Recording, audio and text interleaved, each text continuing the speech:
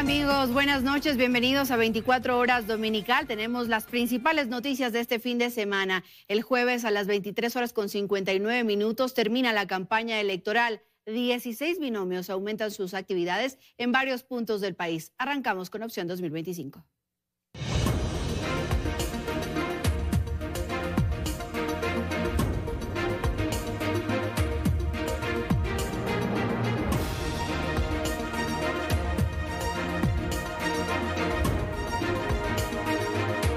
Precisamente este domingo el presidente candidato Daniel Noboa cerró su campaña en la ciudad de Cuenca y también estuvo en la provincia de El Oro. Bajo estrictas medidas de seguridad, el presidente candidato Daniel Noboa cerró su campaña electoral en Cuenca la tarde de este domingo.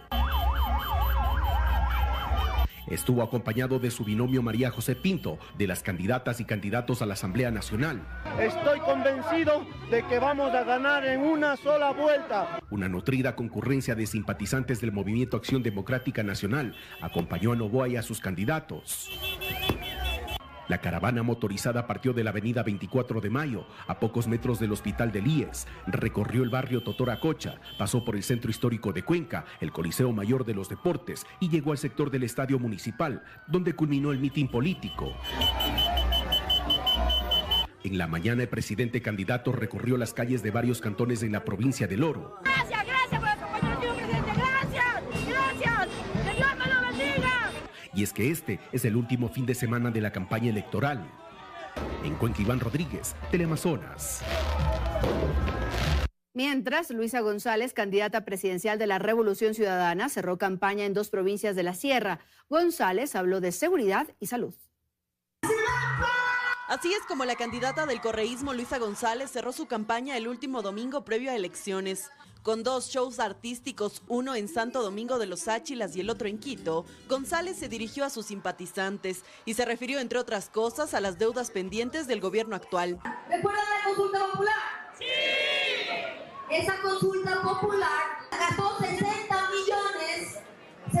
millones que bien pudo haber pagado a Fonda. Así también la candidata habló de seguridad. Juntos podemos dejar estas circunstancias tan tristes y oscuras que estamos viviendo. Lo propio hizo en el sur de la capital pasada las 6 de la tarde de este domingo, donde gran afluencia de personas esperó la llegada de la candidata y los 7 artistas que fueron parte del cierre de campaña en la avenida Teniente Hugo Ortiz.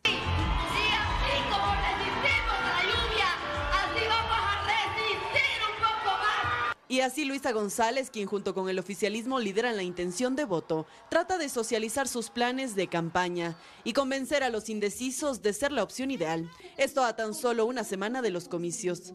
En Quito, Brigitte Mancheno, Teleamazonas.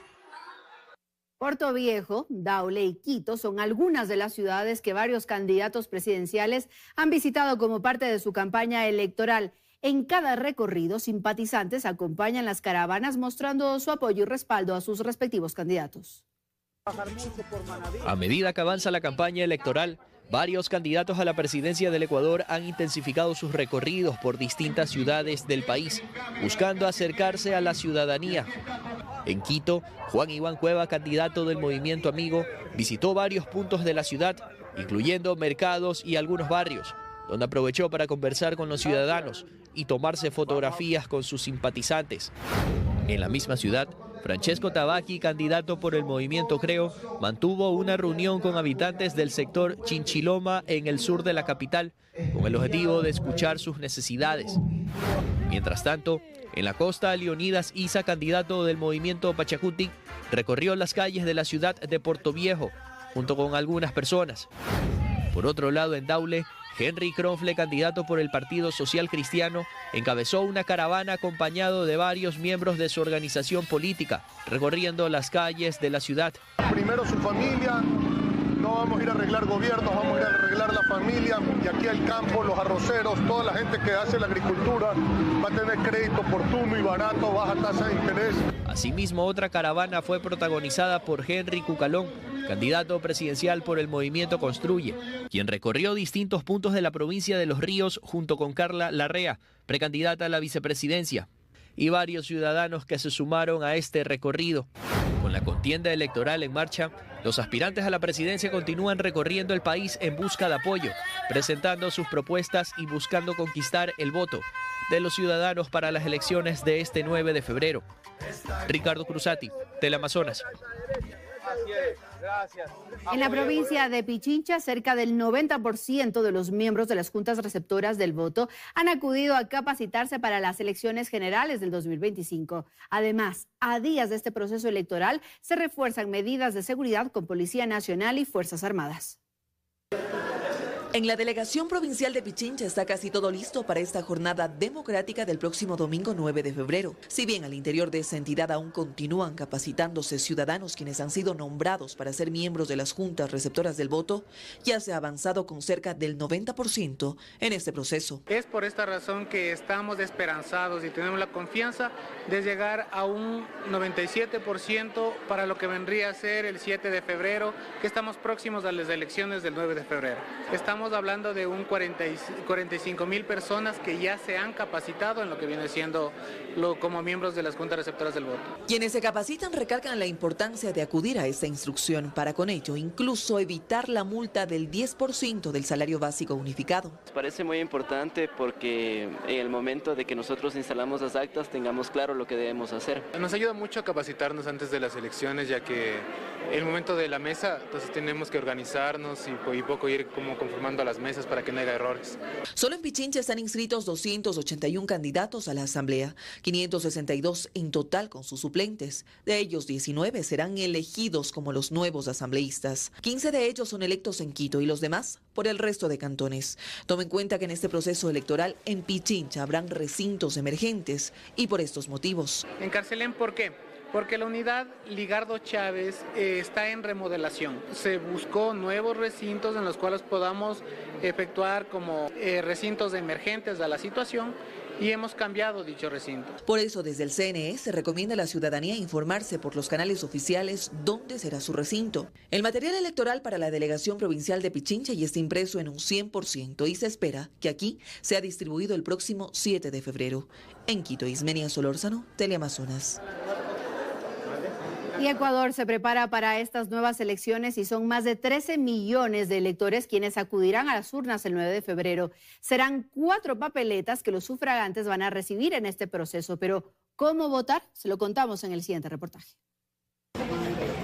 Este domingo 9 de febrero son más de 13 millones de ecuatorianos que acudirán a las urnas y para ello debe tomar en cuenta que en estas elecciones generales usted recibirá 4 papeletas, entre ellas la de los asambleístas nacionales de color melón, de asambleístas provinciales de color verde y de parlamentarios andinos de color rosado. Ahora bien, según se ha establecido, estas votaciones serán mediante listas cerradas, lo que significa que en las papeletas que reciba ese día se encontrará con un único casillero en cada lista y su voto debe ser en plancha, es decir, tiene que marcar en un solo espacio. Al hacerlo, votará automáticamente por todo el partido, lo que implica que no podrá elegir otros candidatos de diferentes listas, pues caso contrario, su voto será anulado. Para que el voto sea válido, tiene que ser una marca completamente legible en el casillero que tiene la papeleta para el efecto y ese será un voto válido.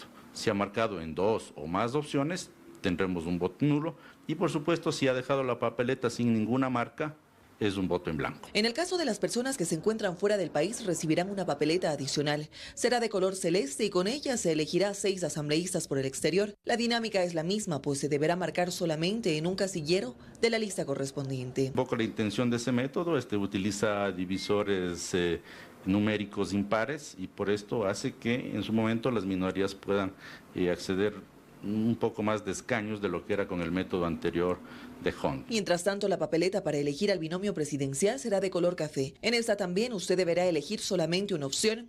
Tome en cuenta que para estas elecciones en provincias como Manabí, Guayas, Azuay, Morona, Santiago, Orellana, Santa Elena, Esmeraldas y Pichincha se elegirán más asambleístas debido a que el último censo determinó que hay más habitantes en Ecuador y por ende serán en total 151 legisladores los elegidos. En Quito, Ismenia Solórzano, Teleamazonas. Y sí, falta una semana para los comicios en los que vamos a elegir a un nuevo presidente, vicepresidente, asambleístas y parlamentarios andinos. María Fernanda Utreras nos amplía esta información. Este 9 de febrero, 13 millones de ecuatorianos están llamados para elegir un presidente y vicepresidente de entre 16 binomios, 151 asambleístas, 15 nacionales, 130 provinciales y 6 por el exterior, y además 5 parlamentarios andinos de entre 55 candidatos. Para esto están habilitadas 41.483 juntas receptoras del voto a las que usted podrá acudir desde las 7 de la mañana hasta las 5 de la tarde. Además, si usted quiere saber su lugar de votación, puede ingresar al enlace web lugarvotacion.cne.gov.es. También puede descargar la aplicación del CNE disponible para iOS y Android o llamar al 02-3815-841.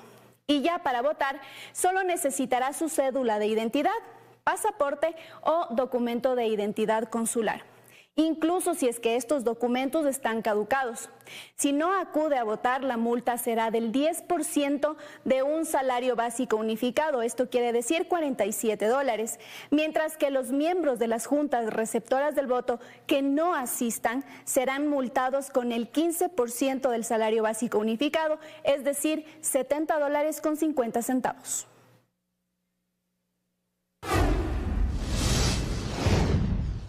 Revisamos otros temas. Tras la destitución de los 4 vocales del Consejo de Participación Ciudadana y Control Social, la Asamblea Nacional deberá posesionar a sus reemplazos. Los miembros de este consejo piden celeridad. La Liga Azul no va más. Así lo decidieron 4 de los 5 jueces del Tribunal Contencioso Electoral este viernes. Esto debido a que concluyeron que Augusto Verduga, Yadira Saltos, Eduardo Franco Loor y Biel Capárraga, pues en la campaña previa a su elección fueron abiertamente apoyados por el correísmo. Esos son los candidatos por quienes yo votaré. Y es que la ley prohíbe a los candidatos del CPCCS ser auspiciados por partidos políticos. Pero ahora, ¿quién los reemplazará? Los nombres que se toman en cuenta para el proceso de designación y posesión se basan en los resultados de las elecciones de 2023. Por ejemplo, es un hecho que la Asamblea Nacional deberá posesionar a los consejeros suplentes, ya principalizados ante el Pleno del CPCCS, Gonzalo Albán y Piedad Cuarán, en los próximos días. Para lo que ya ha insistido el Pleno del CPCCS. Sin embargo, a más de ello, el legislativo deberá posesionar a 2 consejeros suplentes hombres y una consejera suplente mujer. Quiénes serán aún se desconoce, pero conforme al orden de los más votados, la Asamblea deberá elegir entre David Rosero, Óscar Ayerbe, Roberto Gilbert. Eso a pesar de que en 2023 David Rosero ya fue destituido por sentencia de la Corte Constitucional. Mientras que en lugar de Biel Capárraga, la vocalía le correspondería a Mónica Mosquera Romero. Sin embargo, aquello deberá ser decidido por la Asamblea Nacional de acuerdo a los resultados oficiales publicados por el Consejo Nacional Electoral. Mientras tanto, los 4 de la Liga Azul no solo que quedaron destituidos, sino que tendrán que pagar una multa individual de más de $31.000 y además, por 4 años, perdieron sus derechos políticos. En Quito, Brigitte Mancheno, Teleamazonas. Y los 4 integrantes del Consejo de Participación destituidos por el Tribunal Contencioso Electoral arremetieron en redes sociales contra los jueces. El gobierno también se pronunció sobre esta decisión.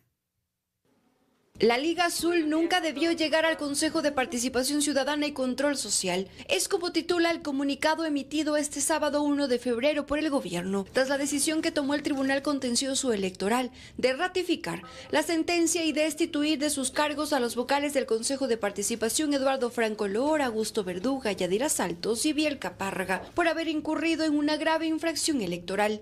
El documento señala: la Liga Azul llegó al Consejo de Participación Ciudadana y Control Social violando la ley. Fueron impuestos a través de maniobras ilegales y componendas políticas que buscaron secuestrar una institución clave para el país. Estos consejeros azules nunca fueron legítimos. Usaron artimañas jurídicas para aferrarse al poder. Usurparon funciones y debilitando la institucionalidad del Ecuador. Todo al servicio de oscuros intereses políticos. Quedar fuera de sus cargos motivó una serie de publicaciones de los ex vocales en sus cuentas de redes sociales, señalamientos y descalificativos a los jueces electorales que los destituyeron oyeron fueron parte de sus mensajes. Eduardo Franco Loor escribió: enemigos de la justicia han dictado una sentencia que los deshonra porque han sucumbido al odio político, a la presión mediática y gubernamental, despreciando normas elementales del debido proceso y sobre todo de dar justicia verdadera. Yadira Saltos también se refirió a los magistrados así: al estilo de las tiranías, no les importa la forma de acallar la voz de quienes representamos la voluntad popular, bien ganada en las urnas.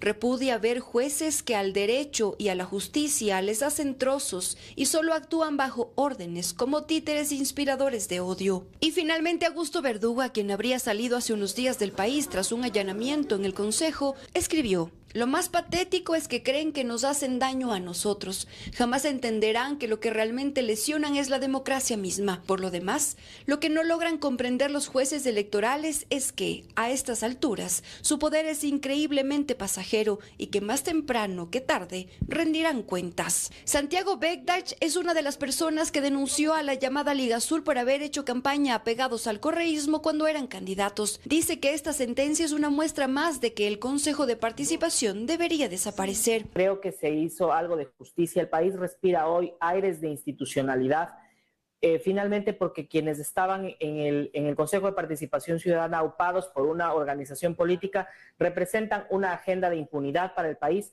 que se quería tomar el control. La sentencia del Tribunal Contencioso es de última instancia y de cumplimiento inmediato.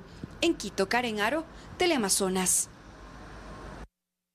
En menos de 6 años, 18 consejeros del Consejo de Participación Ciudadana y Control Social han sido destituidos, muchos de ellos por incumplimiento de funciones e incluso infracciones electorales al recibir apoyo de organizaciones políticas. Hace 17 años se creó el Consejo de Participación Ciudadana y Control Social.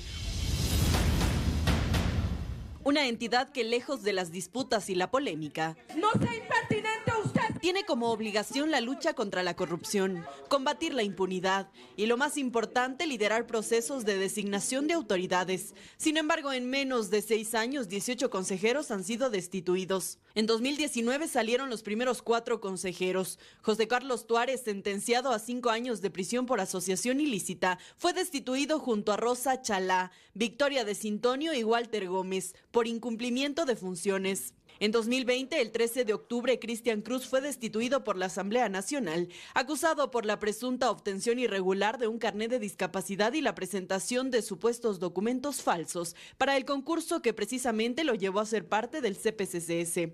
En 2023, 8 fueron los destituidos. El 23 de enero, Hernán Ulloa, María Fernanda Rivadeneira, Sofía Almeida, Juan Javier Dávalos, Ivette Estupiñán, Francisco Bravo y David Rosero, sobre quienes la Corte Constitucional aseguró que incumplieron de forma deliberada y sistemática la designación del titular del Consejo de la Judicatura. Más tarde, en octubre, también por decisión de la Corte Constitucional, Allen Berbera fue destituido por actuar contra un dictamen previo del organismo, al buscar conformar una veeduría ciudadana para revisar las decisiones del CPCCS transitorio.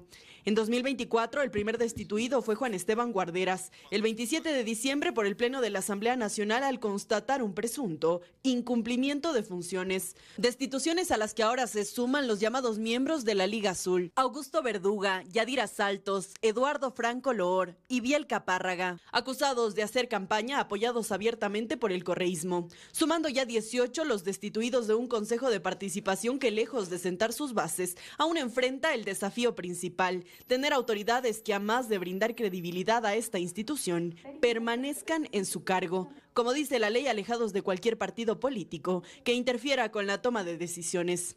En Quito, Brigitte Mancheno, Teleamazonas.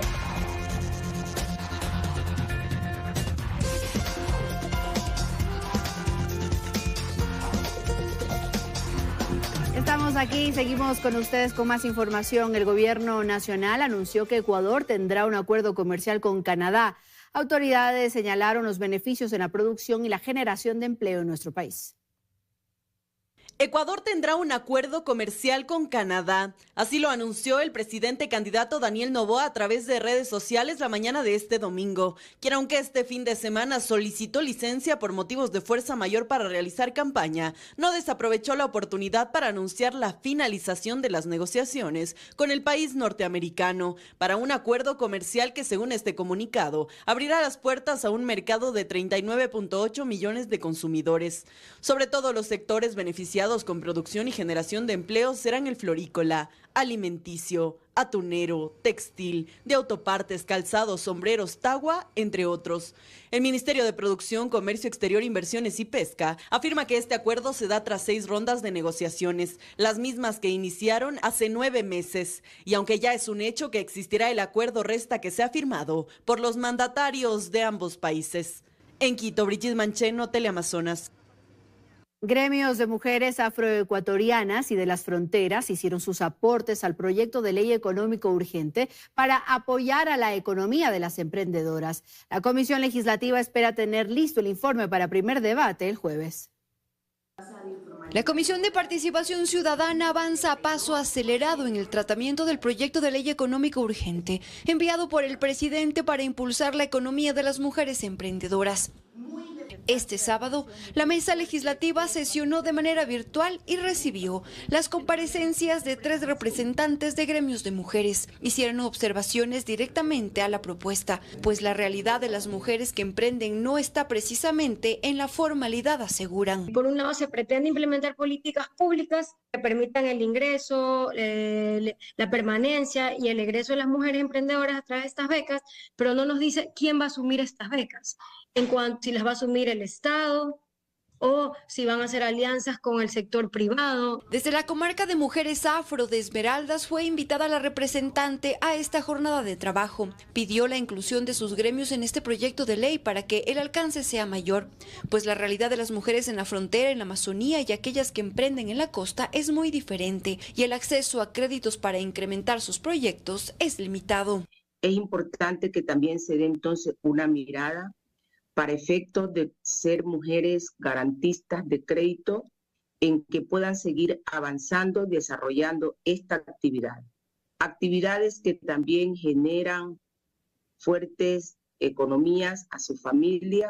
También presentaron sus propuestas desde los gremios de mujeres de frontera. Piden ser tomadas en cuenta para un proceso de regularización que anuncia la ley y que luego puedan ser parte de un crédito semilla. Estos aportes serán trabajados e incluidos hasta el jueves de la próxima semana en el informe para primer debate, según quien preside esa comisión. Tenemos específicamente ya para este 6 de febrero el informe para primer debate. Ya estaría elaborado, así que son los llamados los asesores a elaborar este informe y también para ponerlo en conocimiento de todo el Pleno. La Comisión de Participación espera que llegue al Pleno para el primer debate el 11 de febrero. Para esa fecha ya estarán de regreso los asambleístas principales y se encargarán del trámite. En Quito, Karen Aro, Teleamazonas. El tratamiento de 12 leyes y el contenido de 2 consultas prelegislativas son algunas de las prioridades en las que trabajarán los asambleístas alternos en su última semana en el Parlamento. En 30 días de actividades han presentado proyectos y reformas a leyes. El próximo 9 de febrero termina la principalización de los 98 asambleístas que por casi 30 días han ocupado las curules de sus principales.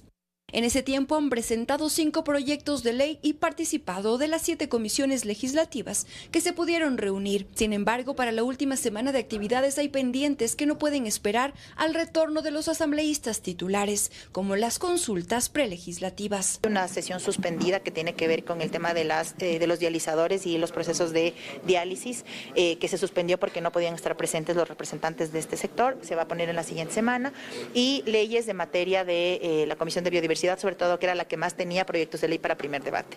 Hay allí una que le hace mucho ruido a muchos sectores, que es el tema animal. Según Garzón, los jefes de bancada encargados mantuvieron una reunión con la presidenta Esther Cuesta antes de terminar esta semana. Definieron una agenda de temas para tratar en primer debate, 12 en total, los cuales esperan evacuar la próxima semana, que es la última de los alternos en su periodo. Estará por llegarnos, porque los tiempos corren, el tema del dictamen del veto por inconstitucionalidad de la ley de discapacidades. Y eso es de tratamiento inmediato. En Entonces es de los temas que también estarán para la próxima semana. En estos casi 15 días, las comisiones han abordado temas como la homologación salarial, proyectos de ley como los del futbolista profesional, de la alimentación escolar, así como las reformas a la ley amazónica. Y también han planteado reformas a leyes vigentes como la de adopción. Es el proyecto de la adoptabilidad, adopta en un año. Un niño, una familia, un año.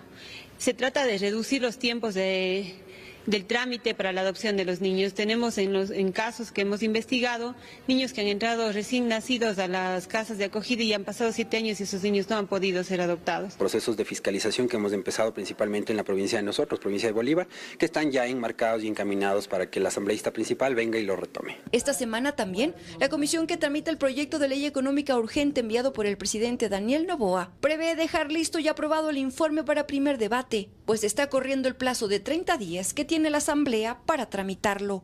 En Quito, Karen Aro, Teleamazonas. Otros temas. Alrededor de las 5:30 de la tarde del sábado en redes sociales se difundió la fotografía de una niña de 8 meses, quien fue encontrada por personal policial gateando en la vía Ancón-Atahualpa. Horas más tarde se dio aviso que a 500 metros en donde fue encontrada la menor estaba el cuerpo de una mujer quien habría sido asesinada con 2 tiros en la cabeza e identificada como Rosa Vargas Vélez y que además era la madre de la menor encontrada. La policía indicó que la tutela de la niña fue solicitada por su abuela materna ya que la menor también es huérfana de padre. Y 4 personas fallecieron y una resultó herida la mañana de este domingo tras un ataque armado ocurrido en Manabí, en el sector de Cristo del Consuelo. En el lugar se encontró una granada y un panfleto amenazante. Según la policía, esta masacre respondería a un ajuste de cuentas entre grupos delictivos.